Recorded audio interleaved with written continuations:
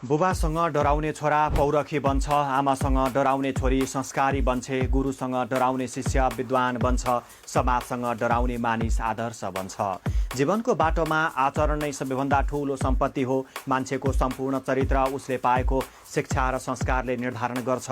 बुबासँग डराउनु भनेको उनको क्रोध होइन, उनको माया, कर्तव्य र त्यागको अगाडि आफूलाई संयमित राख्नु हो। त्यही डरले छोरालाई जिम्मेवार, पौरखी र जीवनका कठिनाइहरूसँग लड्न सक्ने बनाउँछ।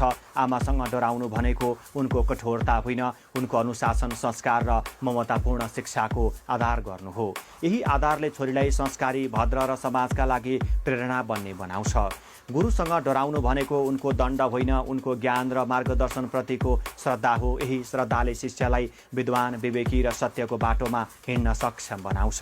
समाजसँग डराउनु भनेको भिडको दबाव होइन, समाजले हेर्ने दृष्टिकोण, मूल्य र मर्यादाप्रतिको चेतना हो। समाजको मूल्यलाई सम्मान गर्ने मानिस नै आदर्श बन्छ, जसलाई पछ्याउने हजारौं अनुयायी जन्मिन्छन्। मान्छेको वास्तविक सौन्दर्य उसको अनुहारमा होइन, उसको संस्कारमा हुन्छ।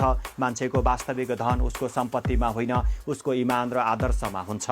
मान्छेको वास्तविक जित अरूलाई हराउँदा होइन, आफूलाई जित्दा हुन्छ।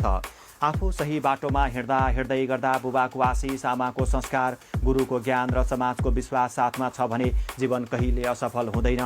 त्यसैले हामी सबैले जीवनमा डर होइन, श्रद्धा र अनुशासनलाई रोज्नुपर्छ, किनकि यही श्रद्धा र अनुशासनले हामीलाई आदर्श मानिस बनाउँछ।